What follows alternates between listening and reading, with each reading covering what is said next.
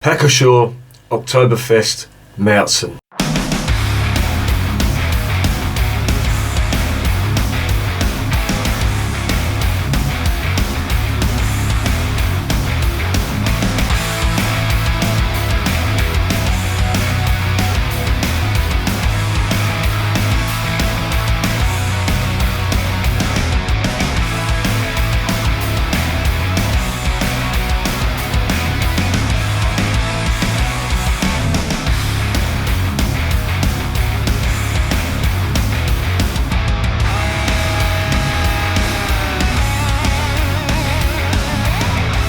And remember, life is too short to be drinking shitty beer. Welcome to another edition of Bands, Bikes and Booze Reviews. Oktoberfest is over. It is still October though. Work that one out. It's a conundrum that only, well, I suppose only the Germans can work out. Oktoberfest officially it starts 16 days before the first Sunday in October. Usually that's the first or the second, maybe the third. I think this year was the third, or was it? Can't remember. It's not a movable feast, but there's different rules that are set about it. It's basically, it has to be 16 days before the first Sunday in October. So yeah, it's now, what is it, the 23rd of October? Oktoberfest is over, but there's still a lot of this stuff around. So that's why I'm reviewing it. And I managed to meet up with my mate last night, Norby, and he brought over some quite interesting beer for me. Brought over some of this. I want to review this again. Haven't reviewed it in years. It's a fantastic beer. It's basically, and they say on the front, it's a Märzen. Märzen, of course, was the original beer that was brewed for this festival. It was, or is a beer that is traditionally brewed in March. This goes way back. In fact, in Bavaria, or specifically Munich at the time, no beer could be brewed in the summer, and there was a reason for that. It had nothing to do with the way the beer was being matured or anything like that, you know, because of the warm weather and everything.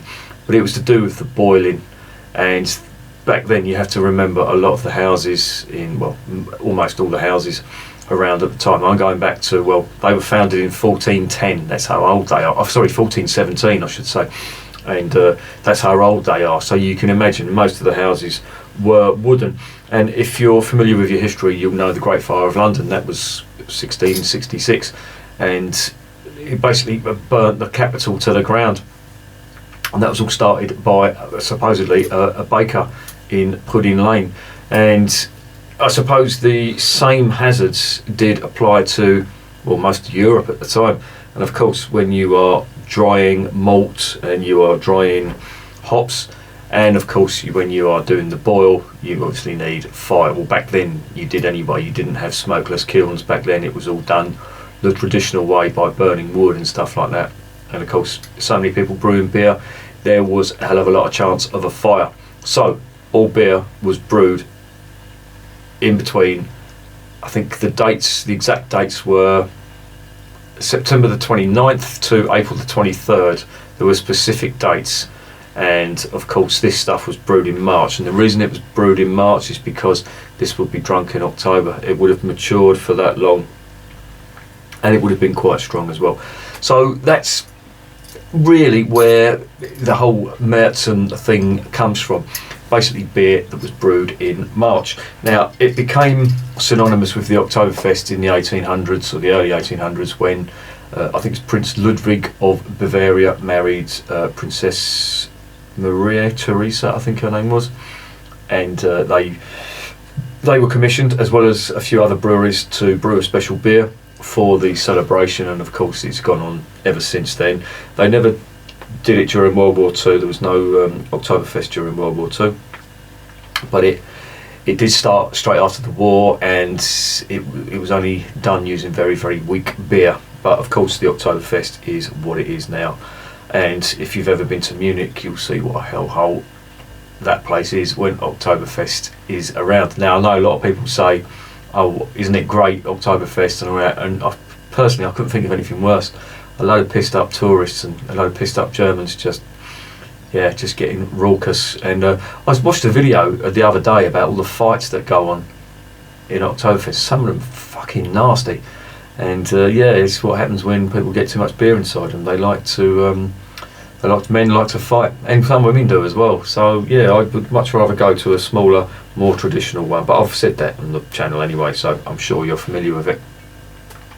The brewery, as I say, are quite old. They were founded in 1417. Well, that's a lie. The Hacker Brewery was founded in 1417. This brewery, as it is, Hacker-Pschorr, as it is known, was a merger that happened in 1972 between the Hacker Brewery and the Pschorr Brewery. Funny enough. And if you take that into context, then the brewery is quite young, but it can trace its lineage back to 1417. So that's pre-Reinheitsgebot as well. So they do have some pedigree. And I have to say, they are one of my favourite brewers. They are the most consistent brewer, I think, certainly in Munich. There's no hit or miss with Hacker-Pschorr. Every beer I've tried from them has been a 10. And their Keller beer is one of my favourites, although I do like the St. Georgen Bräu.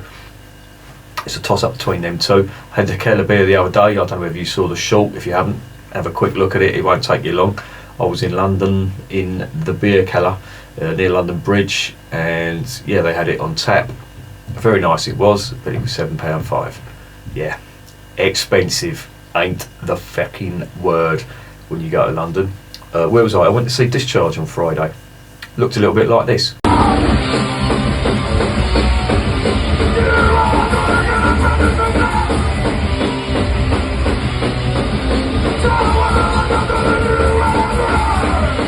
That was entertaining, to say the least. Beer selection was shite.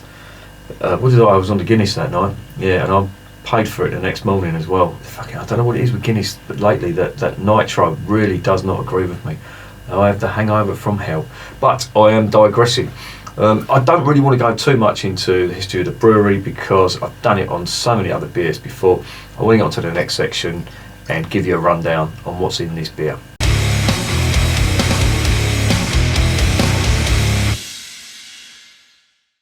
Quick lowdown on what it is. It's a 5.8% beer. It is a 500ml bottle.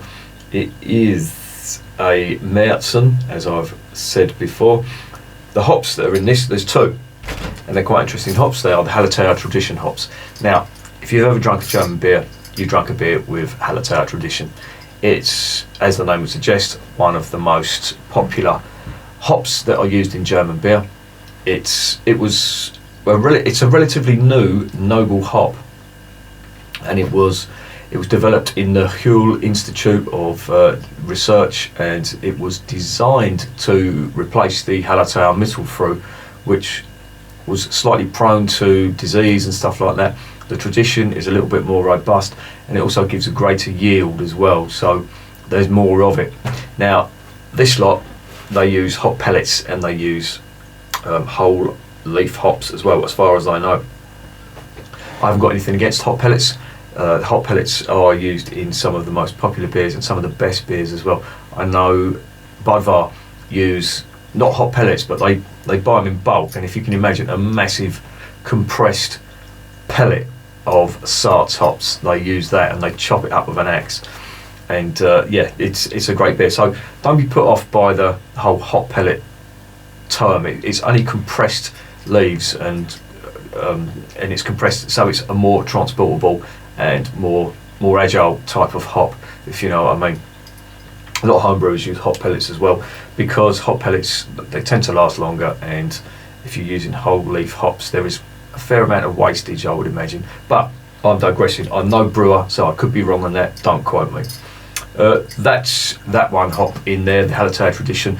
Now that is an aroma hop, and the aroma hop, of course, gives you aroma, but it also gives you flavour as well. So the aromas are herbal, spice and fruit type aromas, and the flavours that you get are the usual hay, if you can imagine the freshly cut hay that I really do like. The earthiness as well comes from the Hallertauer Tradition too. Now you get a lot of, if you can imagine Warsteiner, that's got quite an earthy type flavour. I'm imagining they're using some kind of Hallertau hop in that as well, because that's quite an earthy beer. A lot of St. Georgenboy beers, especially the Helles, that's got a nice earthy type of backbone to it, which really does make it stand out. So they've made great use of that there. But there's also floral notes as well. And when I say floral, I use that term quite a lot, floral. What do I mean by that? Well, if you can imagine light scented notes, like, I don't know, like elderflower, that type of thing. I mean, I'm no horticulturist, believe me, but it's that type of aroma that's quite sweet, and it doesn't fit into the fruity or the pine type aromas and flavours. It's that basically. So yeah, so Hallertau, very versatile hop, very popular hop in Germany. And if you've drunk a German beer before, certainly a beer from Bavaria, you've tasted Hallertau tradition. Now the other hop in here is the bittering hop, and that is Hercules. Hercules again comes from the same place, the Huel Institute of Research, and yeah, it's a very popular bittering hop. They use it in dark beers, they use it in light beers, and they use it in Weiss beers as well. That is a relatively new hop. Again, and when you see these new hops, don't be put off by them, because hops are being researched all the time, and they're being researched for a reason. A, to give a greater yield, and B, to stave off disease, and diseases such as mildew, that kind of thing. It really can ruin hop farmers' livelihoods, that kind of thing. So anything that they do to prevent that is all right by me. So even though this has been around since 2006, it's even though it's used in a traditional beer, it shouldn't put you off. There's a reason why hops are evolving all the time. It's basically to compete with nature, because nature doesn't like hops. But I digress. It's a bittering hop, and there's lots of green grass and pine flavours and aromas in that as well. And of course the bittering hop, as the name suggests, gives it bitterness, and that's what you get from that green grass that I mention it quite a lot in my description of beers, and that's what it is. There's also some of the pine as well. So the two terms, I wouldn't say are interchangeable, but they're very similar. If you ever get a pine needle and put it in your mouth and give it a little bit of a chew, make sure there's no bird shit on it, but put it in your gob, give it a little bit of a chew, spit it out obviously, but then that taste, that's the pine I'm talking about. And sometimes that does translate into hop flavour as well. There's usually some herbal, spicy and citrus notes in the Hercules hops as well. Depends when it's put in, and how much of a boil you've got going on there, but they are prevalent in German beers. And when I talk about noble hop spiciness, that's basically what I'm talking about. The black pepper, the green grass bitterness combined, it does give it quite a bit of a kick. And if you've ever had a North German Pilsner, then you'll know exactly what I'm talking about. But I am rambling. The malts in this, no mention of the malts, but I would imagine that they've used some kind of either amber malt or caramel, because from memory, if my memory serves me correctly, this is a Märzen, and Märzens are not orange, they're amber in colour. And again, the standout one for me this year was the Hohentanner Märzen, which came in the Lidl Oktoberfest pack. Please look at my review on that and you'll see exactly what I'm talking about. That is a fantastic beer. That was a 10 out of 10. Will the Hacker-Pschorr be as good as that? And I never thought I'd say that about Hohentanner, but that was a fantastic Märzen. Let's see if Hacker-Pschorr have dropped the ball or not.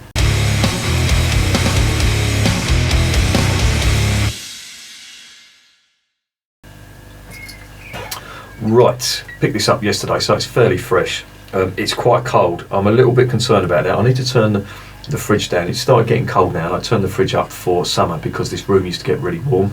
I think I should turn it down now because the room is quite chilled now. It's been quite a cold day as well, so yeah, I've got to be careful about the temperature, because cold temperature does mask flavour.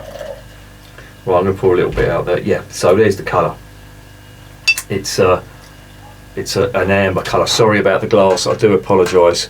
I know, for someone who's got a video about clean glasses, that is not a clean glass. I do apologise. Right, amber colour, nice moving carbonation in there, quite lively on the nose. fuck all. Can't smell nothing. Oh, really? What is going on? Come on. Lively up yourselves, in the words of Bob Marley. Oh, there we go. There we're getting it now. I have to say, not big aromas. But it's there. The malt is there. I'm getting some of that nice hop spice character that I was talking about earlier. And there's a sweetness there as well. Yeah. Quite a bit of sweetness. Oh, and there's the hay, the grass and the hay mixed together. Yeah, quite nice. Does smell quite sweet and biscuity too, as you would expect from a Märzen. There it is in the glass. Now that probably looks a little bit darker to you on the camera, so if you hold it up to the light, if you imagine it a few shades lighter. Can I do that? Yes, I can. I'll get my phone out, I'll put the torch on. You can see exactly what colour this is. I'm sure most of you have had this already. If you haven't, I'll do it for your benefit anyway, but there you go.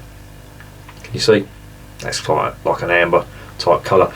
Czech Pilsners are very similar in colour as well, so amber malt or caramel sometimes gives you that colour. Let me pour some more in here because the head's died a little bit. Of course this is filtered, there is no haze to that whatsoever, and it shouldn't be hazy either. Märzen is always filtered. So there you go. Hope that's filled you in on what we've got here. All that remains now is to taste it.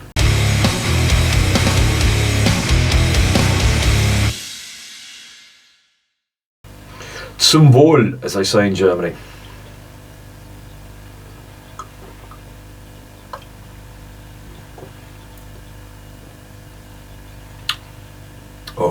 Oh, fuck, that is good.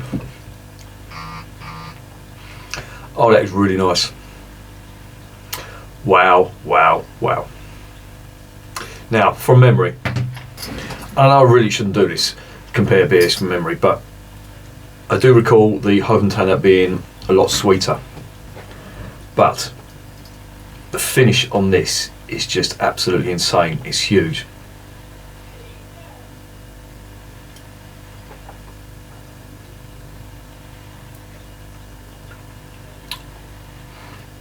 And there's a lot more hop character on this than there is in the Hoventanner. And I think that's what's making this not as sweet. There's a lot more hop character on there. Now, Märzens normally are strong, or when I say strong, they are usually stronger than Hellas's. This one, of course, is a 5.8. The Hoventanner, I think, was quite similar, but this is more of a robust flavour. The Hoventanner was sweet, it had lots of honey coming from the yeast, and there was some quite sweet malt on there as well. It did make for a superb drink, I have to say, but this has got all the malt character on the finish, but it's also got a lot of the hop character on there too, which I really like, to be fair.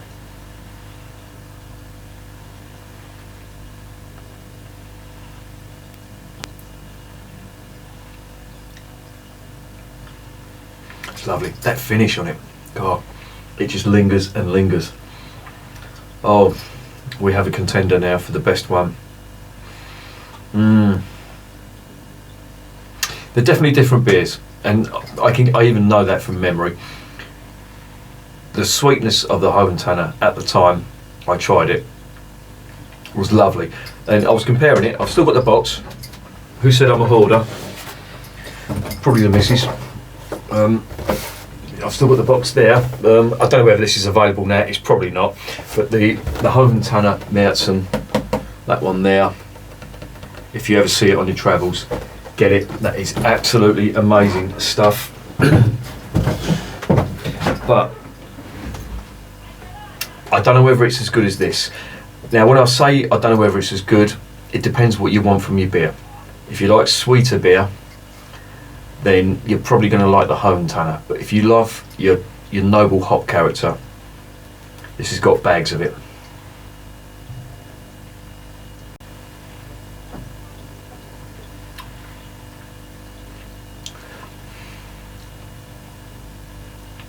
It's nice, I have to say. It's exactly what a Märzen should be.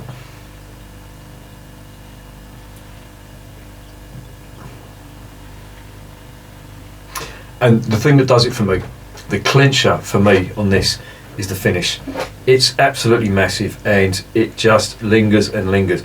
Now, if you're a fan of the bready malt type finish, you know that kind of finish, then you're going to love this, because it's got it in spades, believe me.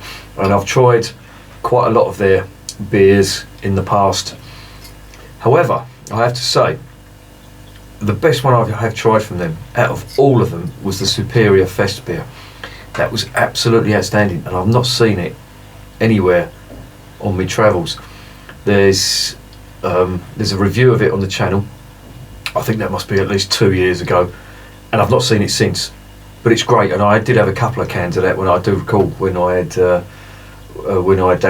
that shipment come in. I think it must have come from Beers of Europe, and yeah, they sent a couple. They substituted a couple and sent me a couple of Festbiers, Superior Festbiers, by mistake. Oh God, it was absolutely gorgeous.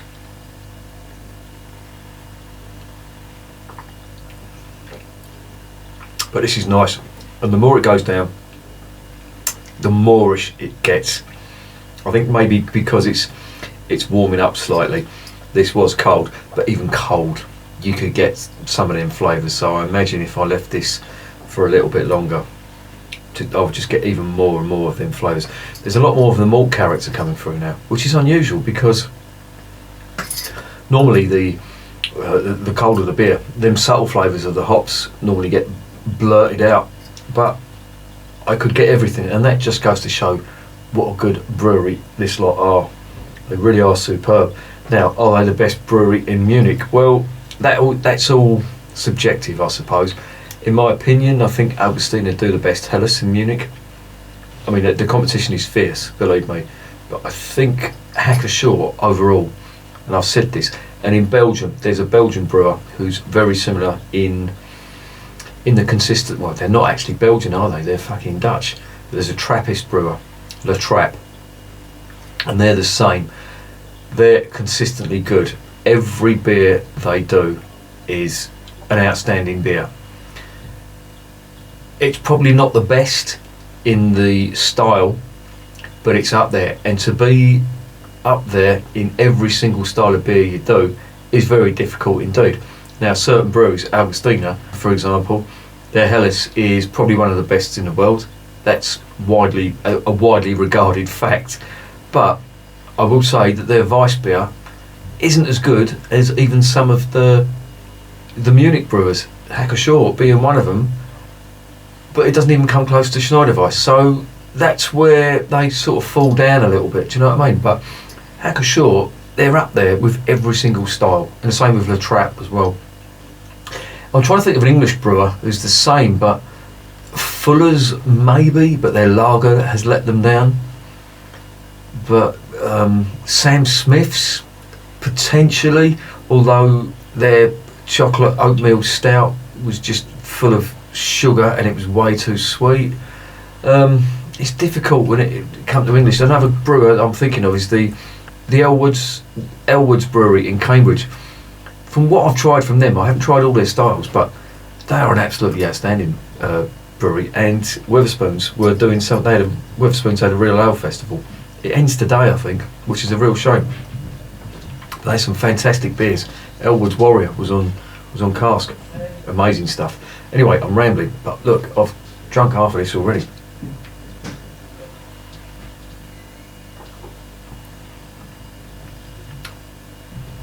That's really good. That's what you should expect from a Märzen.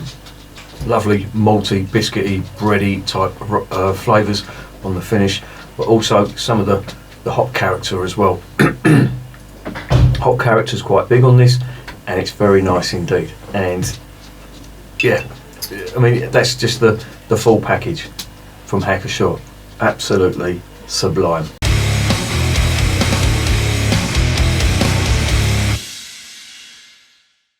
So what is the verdict on Hacker-Pschorr Oktoberfest Märzen? Well, I knew it was going to be good, and they didn't let me down. I really like what this brewery do. I've never had a bad beer from them, never had a subpar beer from them. It's all been top of the tree. Their slogan, heaven from Bavaria. Yeah, or Der Himmel der Bayern. That basically means heaven from Bavaria. and it is. This really is a great beer. Is it the best Märzen in the world? Is it the best Märzen for Oktoberfest? Well, as I said, the standout one for me this year was the Hohentanner Märzen. Is it as good as this? I do remember the Hohentanner being sweet, very sweet, which was nice. I mean, it really was nice. However, the finish on this is huge. It's massive, and there's a fair amount of the hop character, which I really like as well. That noble hop, Hallertau tradition type hop that they've really captured in this beer. And I will say this beer is a 10 out of 10 for me. Is it better than the Hohentanner? I don't know. I would really need to do a back-to-back comparison. How easy that's going to be now, I don't know, because the two beers may be hard to get hold of. If I can find them and you're interested, leave some comments and I'll see if I can get hold of them. I'm sure I can get this Hacker-Pschorr Oktoberfest Märzen. I have seen it for sale, £2.75 a bottle, and that for me is a fucking bargain. So again, that is another reason why it's getting 10 out of 10. When I see Hawkstone doing beer, I know Hawkstone aren't as big as Hacker-Pschorr, I know, but this is what you're competing with. If I see on an online retailer Hacker-Pschorr Oktoberfest beer and I see Hawkstone Sundowner in a 330ml can, it's not even going to enter my head. Is it going to be a quandary? No, of course it isn't. It's going to be this. And I really don't like doing that to British brewers, because I want to see British brewers thrive, but this is what you're up against when you're trying to brew German style beers. These are the type of beers you're up against, and I've seen some of the fucking woeful, and I do mean woeful, attempts at Oktoberfest style beers from craft brewers, not just English but a lot of Americans as well. I've not tasted them, but Brewdog did one, and they brewed, I think it was a lager, and I'm sure it was a rebadged lost lager. It was like a 4.8% lager, and that's what Brewdog do. I know. Why have I turned a Hacker-Pschorr review into a rant against Brewdog? I shouldn't really do that, really, should I? But needless to say, this stuff is fantastic. It's a 10 out of 10 all day long. And if you're a fan of the channel, you probably didn't need me to tell you that. You already knew this anyway. But yeah, that is definitely recommended. If you see any stocks lying about, and maybe some of the online retailers are trying to offload their Oktoberfest beers, trying to make room for, you know, the Christmas stuff or the winter beers, get yourself some, because this is effing well fantastic. And remember, just like this stuff, beer is working class champagne.